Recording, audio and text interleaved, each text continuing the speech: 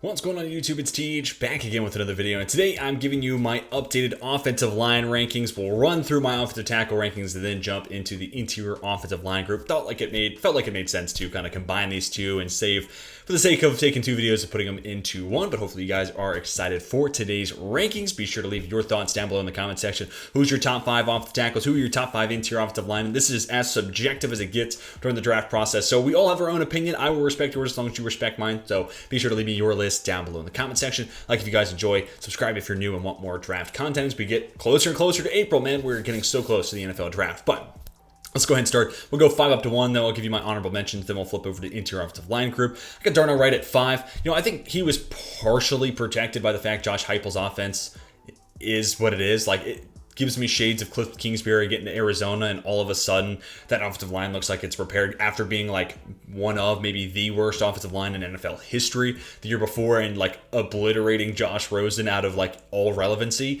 So, I think the system plays a big part of it, but nonetheless, moving from left tackle to right tackle did feel like he felt more natural. Does have good movement skills. I think this could be an interesting guy. I've seen it floating around out there that maybe he moves inside a guard.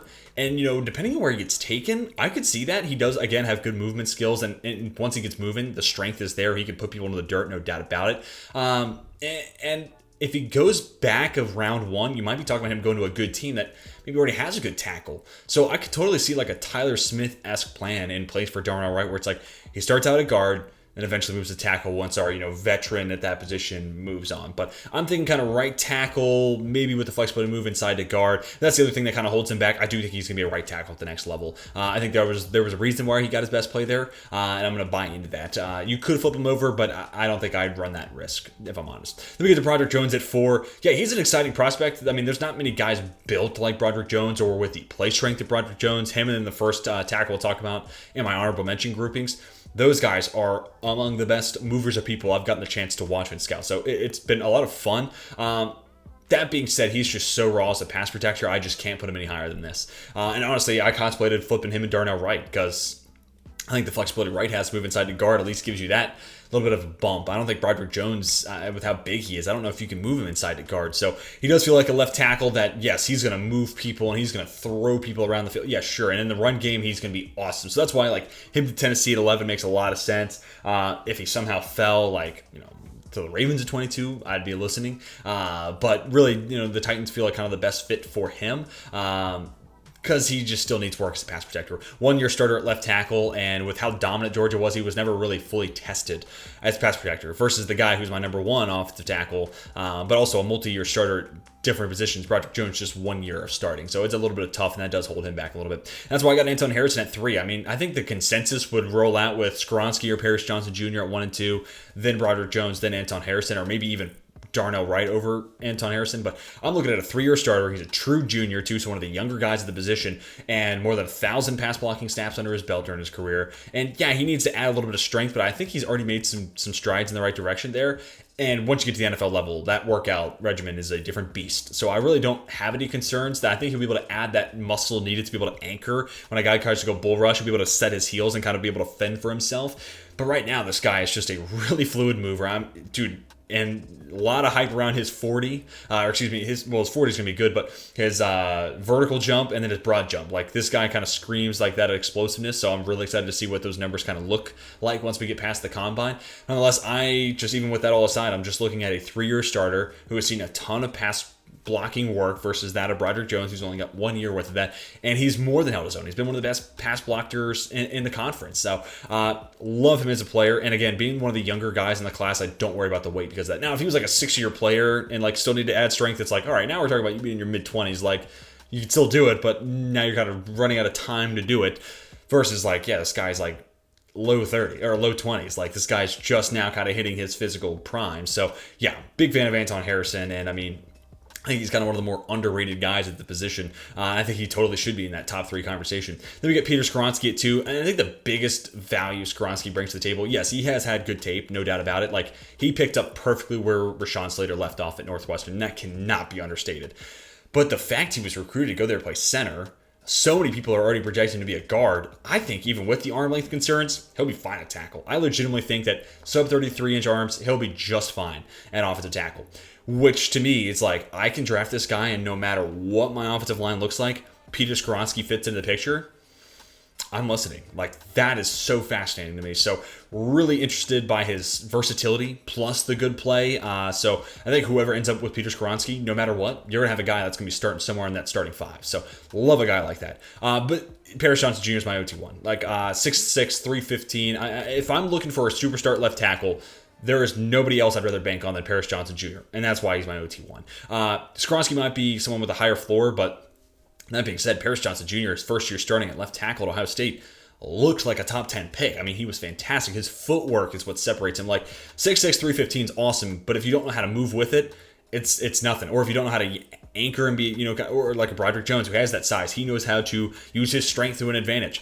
Paris Johnson Jr. uses his size, his frame, and his athletic ability and his quick feet to his advantage fully. And, I've said this hundreds of thousands of times now on the channel, so sorry for repeating it one more time, but the fact that Ohio State was like, we have got to get Paris Johnson Jr. out on the field. This was 2 years ago.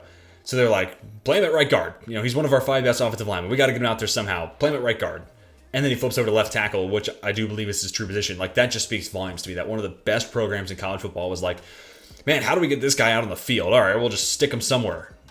That speaks to me like that's the guy I want to bank on in the first round and make him into my focus to fix up my offensive line. So, like, I'm a Steelers fan. If he could somehow fall to 17 to Pittsburgh, that would be awesome. If the Jettown fall into your lap, that is awesome. And then the Titans, like, if they get the first choice of tackle, Broderick Jones kind of gives you that Mauler mentality. But Paris Johnson Jr. is the best football player, so make him the pick. But anyways, let's move on to my honorable mentions now. And we start with DeJuan Jones. 6'8", like 340 pounds. I mean, this guy is an absolute mammoth. And at the Senior Bowl, it kind of just encapsulated it. He is tossing Isaiah Foskey, who's 6'4", 260. For context, I'm like 6'1.5", maybe 6'1", 175. So we're talking about Isaiah Foskey being, making me look like an ant.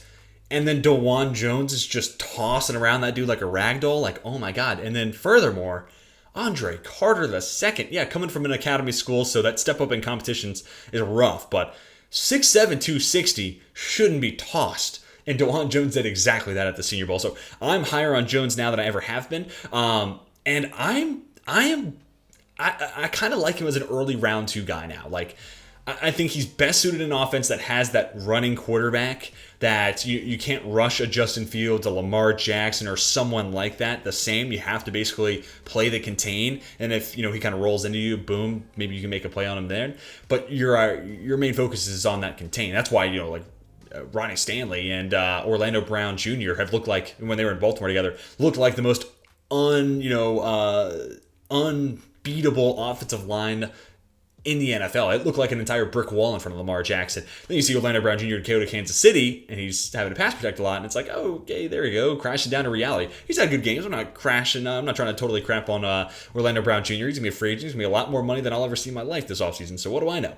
But nonetheless, I think that kind of speaks to where that type of situation, I think that's where DeJuan Jones is best suited. So I'd love to see him go to like Chicago at 35 or somehow fall all the way to Baltimore, even though they don't really have a need for him right now. Something like that would be awesome for Jones. Then we get to Matthew Bergeron. I mean, this guy, I've long said that he's not a master of any one thing. He's just kind of good at everything. He is the off-the-tackle version of Isaiah Foskey for me, where it's like, man, this guy just does a lot of things right. Nothing spectacular, though. But I will say he is a pretty good run blocker, and he plays with strength. So I'm really excited to see. I assume he's going to hit the bench. He puts up some good numbers there, which the bench is kind of overrated at the combine, but it is a solid test for offensive linemen to showcase strength. So I could see that being something that entices people to be able to be like, all right, Matt Bergeron, like there might be something here, and kind of use that as the incentive to boost his stock a little bit more. So right now, I just think he's kind of solid of everything, but if he showcases a good enough, or has a good enough showing at the combine, specifically putting that play strength on display, this guy could shoot up my board even more. Then we get to Blake Freeland. Yeah, he's interesting. So he's kind of like Jones, where he's this massive mammoth of a human being. They both kind of struggle with the same thing, those smaller, speedy edge rushers that can bend underneath them, which, 6'8" tackles have long struggled with that, so nothing new there. My worry with him is kind of the same stuff with Brady Christensen, and, hey, different position, but let's lump Zach Wilson in this conversation where BYU doesn't play anybody. Like, yeah, Blake Freeland looked good. Brady Christensen, if you were to just take, like, his PFF grades and, like, sacks allowed and all that sort of stuff, and didn't weigh in the factor of like his competition, the dude looks like maybe the best offensive tackle to come out of any draft of the last 5 years, just because he played nobody, so he was a brick wall. So I do have a little bit of that concern with Freeland. I do think they're different players, but I haven't really gotten to see him get tested, so that's unfortunate. I do think he was at the Senior Bowl, so it might be a player that I want to go revisit and try to find some film on and see how he fared there, because that might be a better barometer for how he fared. But nonetheless, 6'8", and a tackle that does have solid strength and a lot of pass blocking work. He is a 2-year starter at left tackle at BYU, and I think before that, a right tackle. So a guy with multiple years of starting experience. I think that is something that those pros can outweigh those cons. It's just going to be a guy that, hey, if he can go to New England in round 3, or he can go to a team like, I don't think Green Bay is really going to draft a tackle, but something like that. One of these teams that's kind of known for being able to develop tackles, that would be awesome for him, because I think they'd be able to, kind of refine those kinks that he has in his game. Then we get Jalen Duncan at 9. Yeah, I am definitely lower on Duncan than a lot of other people. Like Todd McShay sneaking him into the first round at his mock that we reacted to last week. And I've seen other people sprinkle him in the second. I'm more thinking of him as like a third, at worst, early day or fourth round type of guy. I could see him be one of the first names off the board on day 3, or one of the last names off the board on day 2. Like that's kind of where I'm kind of picturing him going right now. He's a good athlete. And, with his frame, he looks like an NFL tackle. He's never played like it, but I'm kind of hoping Indianapolis kind of repairs his stock, because, again, good athlete. Same thing with Rakeem Jarrett. I'm really hoping Indianapolis is a good opportunity for Maryland draft prospects to kind of recoup their stock after a really disappointing season this past year for the Terps. So I think the Combine will definitely buoy his stock, because he is an athlete and one of the best athletes at the position, so that will help. But the interview process is going to be big, and unfortunately the play wasn't all that good, so I'm not all that vested into him. But if you're telling me a team like, again, using Green Bay as an example, I'm not saying Green Bay is going to take an offensive tackle, but if they were to draft and stash Duncan for a year, that would be awesome, because that would give me so much hope that this guy could fully take advantage of his athletic ability and the frame with it. So, intriguing prospect, but he's more of a late day 2 draft and stash for me. And then Tyler Steen from Alabama. He's a good football player. One, transferred from Vanderbilt to Alabama, so a guy who has had a ton of football experience, a ton of reps under his belt, which I do like. He's just not like, he's almost really what I mean by when I look at Matt Bergeron, I'm like, he's not great at anything.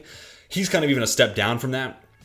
Or it's just like athletically, there's just nothing special about him. You know what the comp is? He is the Jared Patterson of the offensive tackle class, using all these other guys from different position groups. You love to see it. But he's just, there's nothing about it. Like, he doesn't have an insane strength profile to just sit and anchor and take a bull rush, or just to throw somebody down out of existence into the dirt. He doesn't have insane movement skills where it's like, dude, get this guy in a zone blocking scheme and, oh my God, let him work. Like, let him get up to the second level and pave the way for your running back. Like, he doesn't do any of that stuff. He's just solid, and he's played a lot of football, so I feel like him as a swing tackle as a rookie is a good play. He almost kind of feels like Zach Tom, again, going back to the Packers, where it's like, nothing immediately stands out that says, wow, gotta draft this guy early. But like, if he became your swing tackle and a spot starter for a couple games, I'd be like, hey, Tyler Steen, you could do a lot worse than that, man. Like, the NFL is short on offensive line talent, and Tyler Steen's plug and play, like, swing tackle fill-in guy, that's not a bad role for him. And I think that could eventually open up the door where he kind of fills that role for a couple of years. Almost like Josh Jones and what he did with the Cardinals, where it's like he was kind of a backup swing tackle for 2 years, and then this past year, because of injuries, we got to see him, and it's like, holy shit, like Josh Jones needs to be on the field all the time. I could see that kind of being the same thing for Tyler Steen. Let him get his play strength up, let him get fully incorporated in offense, and maybe he'll kind of click and find that next gear. But let's go ahead and move on to the interior offensive line group now. So again, it kind of just made sense to group the interior with the offensive tackles and just doing an offensive line video. Cyrus Torrence, by far and away, to me, the best offensive lineman in this class. He's the best guard, he's the best interior offensive lineman, straight up. He is definitely more of a power blocker, so it comes down to the fit in your offense. Steve Avila, to me, also, I think he could be scheme versatile, but probably better in a man blocking scheme. But to me, Torrence was a good pass protector this past year at Florida, but Steve Avila's game is pass protection. Like, he takes it to another level. And I was impressed by Torrence being able to go from Louisiana Lafayette to Florida and hold his own in the SEC. So he has good pass blocking capabilities, don't get me wrong. But he is a mauler. He is a mover of people in the run game, and that's what he's going to pave the way for your running back on the inside. That's his MO. Steve Avila is going to keep your quarterback clean against interior pressure. So a team like Arizona, that, that's a huge part of Kyler Murray's game. I'd love to see that fit. Seattle could make sense. I'm trying to think of some other teams that could go interior offensive line. The Commanders right there in the middle of the second round make a lot of sense to me as well. The Steelers, if they wanted to go that route, and plenty of others. Every team needs interior offensive line help. To me, it comes down to, do I want like the first round mover of people in O'Cyrus Torrance, or can I wait till early day 2? It also comes down to where you're positioned on the board, of course, too. But do I want the pass protector? I'll take Steve Avila. And I've had Avila sneak into the late first round. I've had him go to Dallas. I think it's another place that makes a lot of sense. And I've had him go to the Bills. Another pass-happy team that could use a pass-protecting specialist on the interior. So anywhere from late day 1, early day 2, I think is a sweet spot to grab Avila. John Michael Schmitz, he is the best center in this class to me. Do think he comes with guard flexibility, which certainly boosts his stock. To that point, Steve Avila, as you can see in the picture, has taken snaps at center, so he is a guard center flexible guy. Another reason I kind of kept him up above JMS. But nonetheless, Michael Schmitz, 5-year player at Minnesota, 4-year starter. I think he's ready to go as an NFL player, and that's enticing. Like, you can draft this guy early to mid-second round and know you have a starter somewhere there on the interior, which brings a ton of value, whether it's at center or it's at guard. And he is mean. Like, this dude at the Senior Bowl was looking for violence. Like, not quite to the levels of Trevor Penning last year, where it's like this dude's getting flagged and they don't really throw flags at the Senior Bowl. Like, this guy's getting a little too carried away when, this is an event where you really shouldn't. John Michael Schmitz takes it right up to that line and then knows how to back off. Penning would just like drive over it. John Michael Schmitz is like, nah, I'm going to take it to the whistle. I'm going to push it a little bit further. And then, okay, I'm fine. We're just playing ball. I'm just playing hard. And I love that mentality. Like, this guy is just looking to hurt people. Not literally, but, physically, or metaphorically speaking. And potentially, pride-wise. Like, he is looking to damage your pride. And I kind of love that in offensive lineman. So, like him a ton. And you could flip him or Luke Weipler here, who I have at 4. It comes down to your scheme. Like, to me, Luke Weipler is a zone blocking center. Because this dude is just barely over 300 pounds, and that's basically what Ohio State asked him to do. Get out and run, pave the way, get to the second level, all that sort of stuff. He is very much in the like of a Tyler Linderbaum from last year, or Cam Jurgens from last year. He's one of these lighter centers who's awesome on the move. John Michael Schmitz, I think, could fit into it, because I don't think he's bad on the move by any stretch, but also at the same time, especially if we were to move to guard, but let's say he sticks at center, you were to get this guy in a power blocking scheme, you would just drop him into, I don't know, Baltimore, like he's your replacement for Tyler Linderbaum. Granted, they started to do more stuff, so it may not be the best example. But anyways, hopefully I'm painting a good enough picture here. But if you were to get him into that power, that man blocking scheme, yeah, that's the fit for me, for JMS. But I do think he has enough movement skills to fit into a zone scheme. Weipler, there is only one fit. This guy is too light. I don't think he has the strength in his profile to be able to play in a man or power blocking scheme, take your phrase of preference. This guy is a zone specialist. So it comes down to what offense you're running. Like, if I'm the Rams, I have Weipler ahead of JMS as the best center in this class. But if I'm looking for a guard in specific, JMS is probably the better fit there versus Weipler. So it comes down to what you need and what type of scheme you're running to. And then Andrew Voorhees at 5. Kind of similar to John Michael Schmitz, just he's a guard. But this guy has been there for 5 years, multi-year starter. He's just ready to go. Like, he is just ready to be plug and play, starter at the NFL level. May not be anything gaudy. I do think he's a better pass protector than he is a run blocker. So that may deter some people who are looking for some strength, or, coaches love a good project that they can fully maximize the potential of. So maybe Voorhees doesn't have that. But again, I think there's a lot of comfort you can take by saying, hey, we drafted Andrew Voorhees, so we have at least one starter there on the interior offensive line. So, like, if he can go to the Giants, be that left guard of the future. If he could go to the Bills in the second round, I think that's a really good value. The Washington Commanders, another team I could throw out there. Or if he falls to day 3, like, really, really interesting there. So, yeah, big fan of Voorhees. He's a little bit older, sure, but nonetheless, a guy who has had so much college football experience, so much playing time under his belt. This guy's ready to roll at the NFL level. Now, let's go ahead and move on to my honorable mentions. We start with 2 guys who were close, but the reason they're knocked up above a Jarrett Patterson and Emil Ekiyor is because of their upside. So Joe Tippmann's like 6'6", and we're getting close to the combine, and all people are talking about with Tippmann is this 3-cone. And I'm like, damn, dude, really? And so many people are, I mean, you see it. Like, when he gets out and blocks and he can move, the guy moves really, really well, especially given his size. So, like, I've had a couple mocks where he's gone to Arizona. I think that fit is still live. To Houston, I think that fit's live. And a lot of those, people or fans of those fan bases were like, Joe Tippmann, no way, he's a bum, whatever. And I'm like, I don't know. Like, this feels like a name that post-combine is going to become an interior offensive lineman that fans are going to be like, yeah, Joe Tippmann's that's a good player. That's a good value. I like him in the second. I like him in the third. I'm glad we got him. Right now, he's just kind of an unknown. But, dude, that size and speed more than plays to the NFL level. And also a guy with a lot of college football playing experience too. So I think that goes into it as well. So big fan of Joe Tippmann. The more I've gotten to watch him, the more I'm excited for him at the combine. And then Cody Mock. I could have put him in with the tackle groupings, but to me, I think he needs to start out as a guard and then move out to tackle. True Tyler Smith plan in mind here for Cody Mock, but awesome athlete, flies around the field. He's just over like 300 pounds, like 3'5", 310. So he still could gain some weight, especially if he's going to start out on the interior offensive line. If he can find a way to get to the 315, 320 mark, I think that could be a place where he stops. But just needs work as a pass protector. He's new to the position. He's new to the offensive line. But man, when he's out on the move and paving the way, like if you can get him into a system where they pull their guards a lot, Cody Mock's going to have a lot of fun. Like, that guy is going to be inflicting harm on people. So, and I mean, he is a really good run blocker, and he plays and he hits hard, too, which, I mean, comes down to it. But, yeah, just needs work as a pass protector. So, I like the Tyler Smith plan here for Cody Mock. Start him out at guard, get him some reps, hopefully work up that pass protection stuff, and then move him out to tackle when the timeline matches up. That's why on my last weekend's mock, going back to the Commanders, it made sense. Because, like, this guy could be your left guard upgrade. And then in 2-3 years' time, when you're looking to move on from Charles Leno, boom, you got the guy in-house. It's Cody Mock. So then we get to Jarrett Patterson. And I kind of hit on this earlier with Tyler Steen. There's just nothing athletically insane about Jarrett Patterson. But again, take comfort in being able to draft a starter. And you can get away with that a lot more on the interior offensive line. There's plenty of interior offensive linemen who is like, there is nothing extra special or extraordinary or athletically gifted about any of these guys. It's just they know how to play the position. They want to hurt people, and they understand their scheme. They don't try to do too much. They understand their role, and they execute at a high level. That makes them a good starter for this offensive line. That's what Jarrett Patterson's going to thrive in.